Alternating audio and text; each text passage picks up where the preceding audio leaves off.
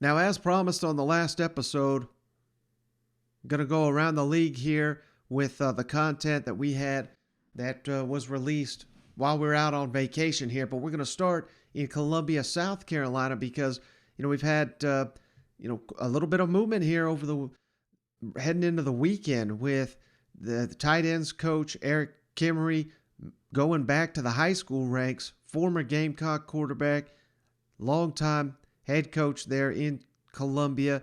He coached Jordan Birch, among many, many others, down there at, I believe it was called the Hammond School, where Will Muschamp sent his kids to play football. And now he was 1 year with Shane Beamer's tight ends coach at South Carolina, but he is going back to the high school ranks, taking over a program in the state of Tennessee called the Baylor School in Chattanooga, one of the more high-profile high school programs in East Tennessee. So with Kimmery moving on, a Gamecock, they're bringing in Jody Wright as the new tight ends coach for Shane Beamer. And I know, there were South Carolina fans getting their hopes up. They wanted Tim Brewster, the former Florida, Texas A&M, North Carolina. He's been all over the country, one of the best recruiters and developers of the tight end position. I mean, the guys he's coached, long list. You got to start that list with Kyle Pitts, maybe the greatest tight end in SEC college football history. Jay Sternberger is someone that gets missed off that list. He was an All-American his 1 year at Texas A&M. Antonio Gates, he coached with the San Diego Chargers. So he's been at North Carolina, multiple stops, helped Mac Brown really raise the talent profile. So I get it. The bigger name, certainly Tim Brewster, but what's Jody Wright got going for him? He's worked with Shane Beamer before. They worked at Mississippi State under Sylvester Croom years and years ago.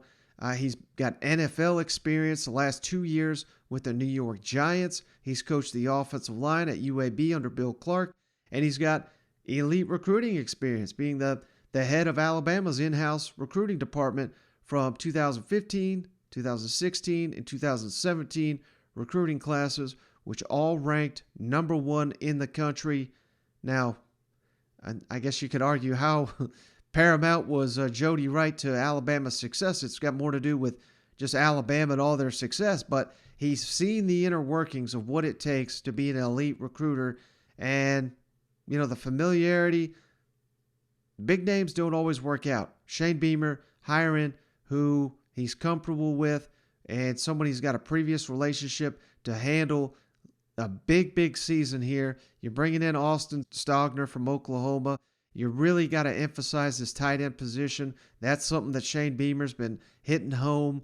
They've been doing it since the moment he signed there. Tight end going to be a priority for the South Carolina Gamecocks. Now you're bringing in a guy that knows how to develop and knows what the NFL's looking for when it comes to talent. He knows what it's like to recruit at an elite level. So I think this is a nice hire here for the South Carolina Gamecocks. And you may have not got the name you wanted here, but that doesn't necessarily mean it's the wrong hire for Shane Beamer and company. Now, of course, he was not the only one, Eric Kimmery, that is, to leave the South Carolina program late last week. Connor Shaw, South Carolina legend, was an off-the-field assistant, and he left too. So let's kick it over to Shane Beamer, who discussed that last week during his National Signing Day press conference. I know there was a little minor freakout from South Carolina fans, but from what I'm hearing, nothing behind the scenes to cause panic.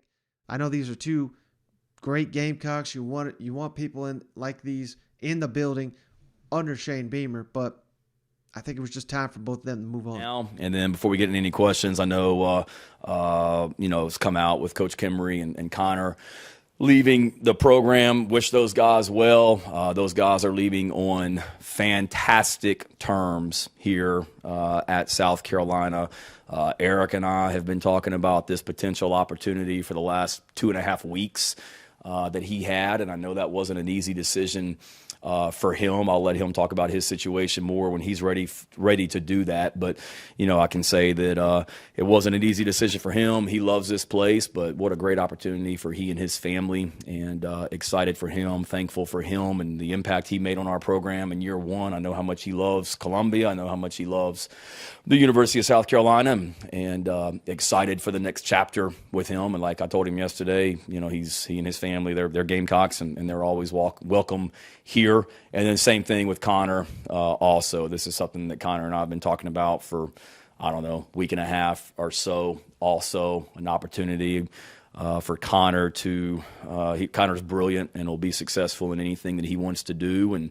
And this is an opportunity for him that's a new challenge outside the athletics world. That was something that he was in a little bit before he came to work here, at Carolina, and an opportunity for him from a financial standpoint, long term, everything. It was a great situation for him. And same thing with Connor. Like he asked, "Can I come around regularly?" And I said, "Yeah, absolutely." I mean, to me, the only difference is he's just not going to have an office downstairs, but he's still going to be around here a lot, still be around our players a lot, like I want all of our former players to be able to do as well. So Connor, no greater Gamecock than Connor Shaw, and hate that he's not going to be downstairs next to Derek Moore in that office each and every day, but love both those guys and wish them well, and excited for their futures as well. Now with National Signing Day behind us, the transfer portal is always in flux.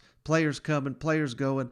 Where do the Gamecocks stand when it comes to their scholarship numbers? Sounds like they may not be done. They'll have the ability to add potentially 2 more players, I think is the number here, and that is something that Shane Beamer talked about. Look for that to potentially happen after the spring.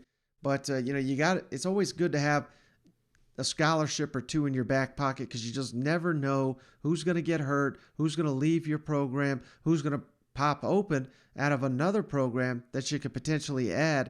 And that is also something Shane Beamer tackled during National Signing Day. You announced 21 signees. Can you explain in kind of simple terms for the simpletons here what your numbers actually look like with the transfers counting, and do you still have some scholarships available for this class? What are your plans for that if that's the case? Yeah, I wish I could put it in simple terms for the simpletons. Is that the word? I'm still trying to figure it out, Phil. I'll be honest with you. I've got all the scholarship numbers on my desk, and it looks like a bunch of hieroglyphics and all that stuff that I put on there. I got so much writing and things like that. We do have the ability to add some more players if we chose to. We're no one that we're actively recruiting right now as we speak for this year's class. I'm sure after spring practice across the country, you'll see some people that enter the transfer portal after spring practice, because they maybe find out that the roles on their team coming out of spring practice aren't quite what they want it to be. Hopefully that doesn't happen to us, but it's just the way it is nowadays. We may have some attrition here. I don't know. I hope not, but we'll see what happens after spring practice and what happens between now and then. But we do have some flexibility if we need to add some more players to the roster. Now, of course, the name all South Carolina fans, they can't get enough of right now, and you can't blame them for it. Spencer Rattler, he's given so much life to this program, so much promise, so much hope heading into Shane Beamer's second season. And the great news is the former Oklahoma quarterback, a perceived Heisman favorite right now. I know it was last offseason. Now he's once again a favorite this year. Spencer Rattler for the South Carolina Gamecocks. He's on campus. He will be participating in spring practice, getting ready for his debut season with the South Carolina Gamecocks. Here's Shane Beamer on just how important that will be for Spencer Rattler to get there, get 2 camps under his belt before the season opener next season for the year 2 era of Shane Beamer. Hey, Coach, with Spencer now on campus, just how important was it to get him here early? I mean, especially as a quarterback going into spring ball. Yeah, huge because of that, the quarterback position, just because it's such a, leadership position and developing that chemistry with the receivers and tight ends and running backs and the offensive line and the entire team. And then just for any position, Mike, just to be able to, get guys here and one of the reasons we had the success that we had last year was because so many of these transfers came in and we were able to develop a really tight team. By the time we got to the season, they got tighter as the year went on. And the more time that you have together, the better chances you have of doing that. And, I think Tyrese Ross came in the summertime. But other than that, I think all the transfers that we played with last year were here for spring practice. And we're essentially in the same boat this year with other than Austin. But like I told David, Austin's going to be here quite a bit during spring practice just on his own as well to be around the guys. So the earlier you can get them in, the better. And it's awesome having Spencer and all these guys here right now as well, where you have, 7 months until you start practice. So I know I've been kind of referencing this. I swear to God, I'm starting it this week, but I'll go back and watch all of Spencer Rattler's games so that I can give you guys a more comfortable idea of what South Carolina's getting in Spencer Rattler. But again, I know some SEC fans roll their eyes and say, well, hell, this guy couldn't play at Oklahoma, even though he threw over 40 touchdowns, is 70% completion percentage. That's pretty damn good. In fact, that is All-American type level, but you don't judge Spencer Rattler necessarily on what went wrong in Oklahoma. You judge him from a South Carolina perspective on how big of an upgrade is he going to be based on what you had last season, and it's not even comparable. I mean, there was not a player on South Carolina's roster that was in Heisman contention or even in the discussion. Nonetheless, the quarterback position, you were starting GAs, you were starting former receivers, you were starting former FCS quarterbacks. I mean, this is completely day and night different. So, and that's me saying that before I've even evaluated him, going back and watching all his games. Currently, that's going to start this week. So, I give you a little bit more insight into what I think Spencer Rattler can bring to South Carolina in the days to come. But, everything Shane Beamer says here, I agree with it. You got to get him in here for that leadership. He's got to win over the team.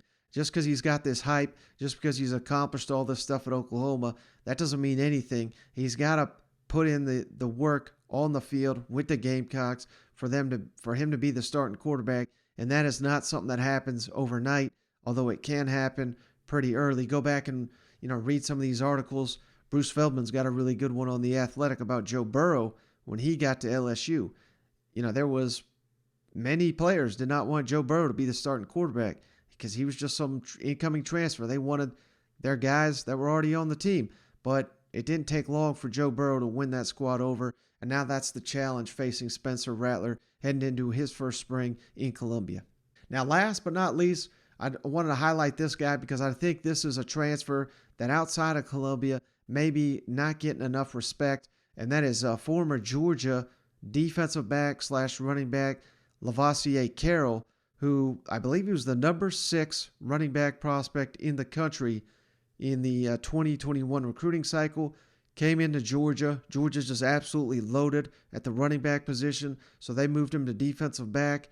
Shane Beamer says they were planning on moving him back to running back, but he came to Columbia to play running back for the Gamecocks, and he's not the only transfer they're bringing in, and I'm not saying South Carolina's devoid of talent or anything, but I just think Carroll, maybe if it's even not this season, the following season, but at some point, I think he's poised to make a huge impact at the running back position in this offense. So here's what Shane Beamer had to say about the former Georgia running back and now Gamecock running back, Lavoisier Carroll.